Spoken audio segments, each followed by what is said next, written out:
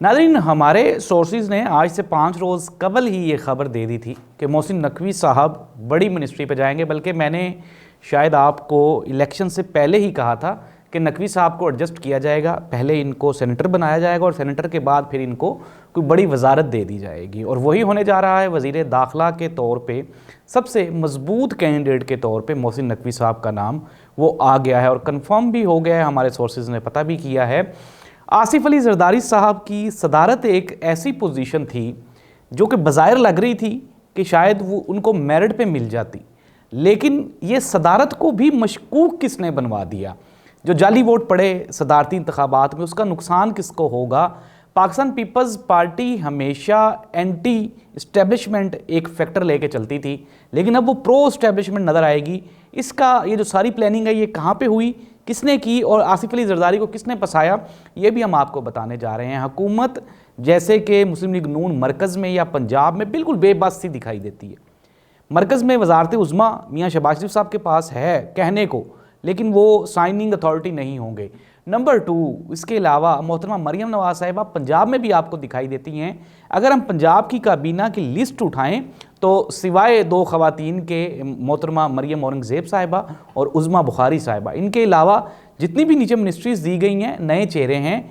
और इसकी समरी मैंने आपको पिछले प्रोग्राम में भी बताई थी कि कहीं और बनी है।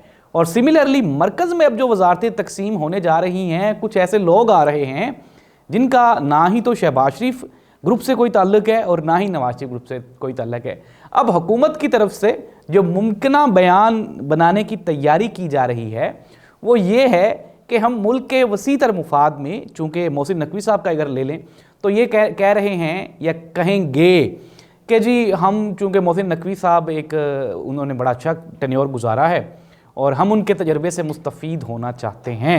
बज़ाहिर नाज़रीन, one thing is very much clear कि लड़ाई 2 ग्रुप्स में है। एक ग्रुप वो है जिसके पास अवामी ताईद है, यानी कि पाकिस्तान तहरीक इंसाफ, जो कि बज़ाहिर अपोजिशन में है, मरकज़ में भी और पंजाब में भी और केपी में वो हुकूमत में। और दूसरा ग्रुप वो है जिसने मैंडेट को खुर्द-बुर्द किया है, गड़बड़ की है। अब ये 2 ग्रुप्स आपस में ये बरसरे पैकार हैं। पाकिस्तान पीपल्स पार्टी, मैं दोबारा फिर कह रहा हूँ कि एक अच्छी पोजीशन पे थी। सिंध उन्होंने सिक्योर किया था और वहाँ पे जो अंदरून सिंध जहाँ से पाकिस्तान पीपल्स पार्टी जीती है वो तकरीबन ठीक पीटीआई ने भी एक्सेप्टेबल था। अब आसिफ अली जरदारी साहब के इलेक्शन से पहले वो जो मखसूस नशिस्तें जिनको के पेशावर हाई कोर्ट ने जिनके ऊपर स्टे ऑर्डर जारी किया था कि इनको कंसिडर नहीं करना, यानी कि मखसूस ख़वातीन की नशिस्तें जो कि मुस्लिम लीग नून और पीपल्स पार्टी और दूसरी जमातों को दी गई हैं, जिनके ऊपर बज़ाहिर जो हक है या राइट है वो पाकिस्तान तहरीक इंसाफ का है, क्योंकि 90 से ज़्यादा सीटें हैं उनकी कौमी असम्बली में और बकाया भी जगहों पे।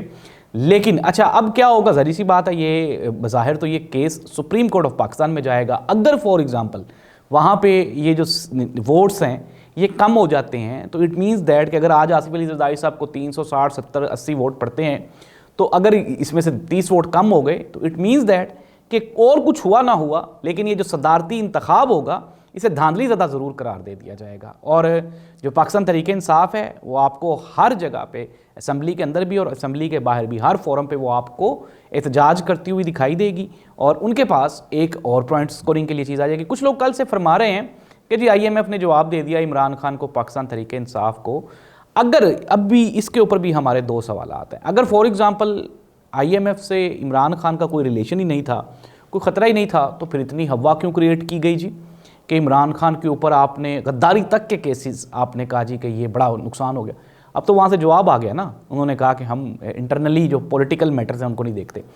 फिर दूसरी बात ये है कि अब मैं आपको बताता हूँ कि अवाम के साथ क्या होने वाला है। अवाम के ऊपर महंगाई का पहाड़ टूटने वाला है, तूफ़ान आने वाला है महंगाई का। अब उस महंगाई के तूफ़ान को ज़री सी बात है कोई डिफेंड तो नहीं कर सकता, ना ही वो पंजाब गवर्नमेंट करेगी, ना ही वो आपका मरकज़ी गवर्नमेंट करेगी। तो अब होगा क्या, इन्होंने कहना है जी कि वो तो चूँकि इमरान खान साहब ने ख़त लिखा था इसलिए उन्होंने IMF ने शराइत मुश्किल कर दी हैं, जिसकी वजह से अब हमें मुश्किल कर्जा मिल रहा है तो हमें कड़ी शराइत के साथ IMF के पास जाना होगा। तो एक तो बहाना ये बनाया जाएगा। नाज़रीन, दूसरा बहाना ये भी है, चूँकि अवाम अब ये इस चीज़ को समझ चुकी है, कुछ ना कुछ शऊर आ चुका है कि यार IMF की हमें ज़रूरत नहीं है। जब आम आदमी तक उसके फ़वाइद ही नहीं पहुँचने तो फिर क्यों हम ही उसका कर्ज़ क्यों उतारेंगे, आम आवाम क्यों उतारेगी। तो अब उसको जस्टिफाई करने के लिए, ताकि क्योंकि हमारे एक पॉलिटिकल स्कोरिंग होती है और मुख्तलिफ सियासी जमातें दूसरी सियासी जमातों को IMF से लिए गए कर्ज़े पे उनको इंतखाबी मुहिम में वो अच्छा खासा उनको नाको चने चबवाते हैं। तो इस सूरत हाल को लेके अब डिफेंड इस तरह से किया जाएगा कि जी चूँकि अब वो बड़े मामलात ख़राब हो गए थे तो हमने मजबूरन हम IMF के पास गए। तो आवाम के लिए बुरी खबर है, मैंने कल भी बताया था, अब भी बता रहा हूँ। अच्छा, अब दो चीज़ें होगी जो हमने आपको बता दी। एक तो ये कि अब जो केयर टेकर गवर्नमेंट्स में जो चेहरे थे वही तकरीबन आपको नज़र आ रहे हैं पाकिस्तान के नए निज़ाम में, जिसे पहले कुछ और हुकूमत का नाम दिया, कौमी हुकूमत का नाम दे दिया गया है, PDM 1 PDM 2। तो लोग वही हैं जो केयर टेकर गवर्नमेंट में थे, यानी कि केयर टेकर गवर्नमेंट्स वालों की नौकरियां उनको मज़ीद उनका कॉन्ट्रैक्ट इन्हांस कर दिया गया है आइंदा सालों के लिए। ये नहीं कहा जा सकता कि 5 सालों के लिए, ये तो अब देखना ये होगा कि अब ये जो सियासी धींगा मुश्ती है जो कि अब अरूज पे जाएगी, चूँकि सारी बंदर बांट और सारी तकसीम जब हो जाएगी, मुस्लिम लीग नून के हाथों कुछ भी नहीं आया। अच्छा, मैं अब उन दानिश्वरों पे भी बड़ा जो है वो मुझे हैरानी होती है जो इतनी दानिश और अकल रखते हुए भी ये कहते हैं कि मुस्लिम लीग नून को कुछ नहीं मिला। मुस्लिम लीग नून को जो चीज़ें मुस्लिम लीग नून अचीव करना चाहती थी वो अपने गुज़श्ता टेन्योर में, यानी कि साबिक जो 2 साल इनका दौर इक़्तिदार था PDM 1 वाला, उसमें उन्होंने उनका जो एग्रीमेंट था ना वो ले चुके हैं। और उसमें सबसे बड़ा बेनिफिट था उनके केसेस का ख़त्म होना। मियां नवाज शरीफ साहब के केसेस ख़त्म हुए, शहबाज शरीफ साहब के, फिर अब वो जिस तरह से भी टूटी फूटी हुकूमत मिली, वज़ीर आज़म और वज़ीर आला उनका बन गया है।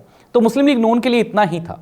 अब हुकूमत चलनी कहीं और से है, चलानी किसी और ने है। पंजाब का बीना भी कहीं और से बनी है, मरकज़ की हुकूमत भी कहीं और से बन रही है। चिट्टें, पर्चियाँ, रेफरेंसेस वो आ जा रहे हैं। मियाँ शहबाज शरीफ साहब, मियाँ नवाज शरीफ साहब, इवन के इसहाक डार साहब की छुट्टी वजारत ख़जाना से, आप ये समझ लें कि ये बहुत बड़ा एक टर्निंग पॉइंट है।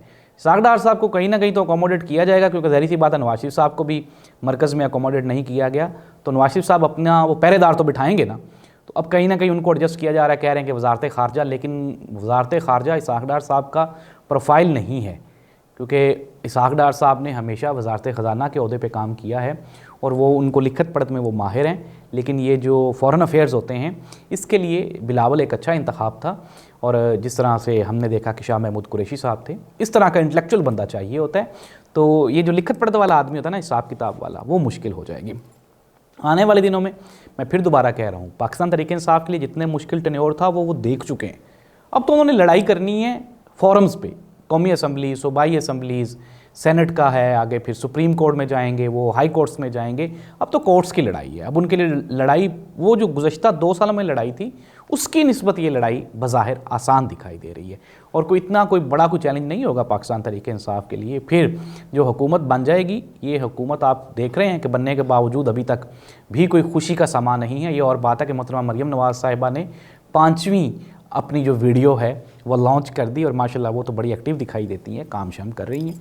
चलें, जैसे भी है, पहले शहबाज शरीफ साहब के बारे में भी यही था कि वो बड़े बूट पहन के बारिश की वीडियोस बनवा लेते थे, तो अब मोहतरमा मरियम नवाज़ साहिबा भी वीडियोस बनवा रही हैं। तो ये और बात है। कहते हैं कि एक स्कूल में वो गई, तो उस स्कूल में जब पहली क्लास में वो गई हैं तो बच्चियों से पूछा कि पाकिस्तान का सबसे मशहूर लीडर कौन है। तो बच्चे ही होते हैं ना, गैर सियासी होते हैं, तो उन्होंने कह दिया इमरान खान। तो वो वहाँ पे बड़ी शर्मिंदा हुई और फिर स्कूल की जो इंतज़ामिया थी उनसे भी उन्होंने इस बारे में पूछगछ की कि क्या आपने बच्चों को बताया नहीं था। तो फिर अगली क्लास में वो जो स्कूल की इंतज़ामिया, उन्होंने बच्चों को बताया कि खुदारा कोई और नाम लो, ये नाम ना लो, और से मुराद नवाज शरीफ साहब का नाम ले लें।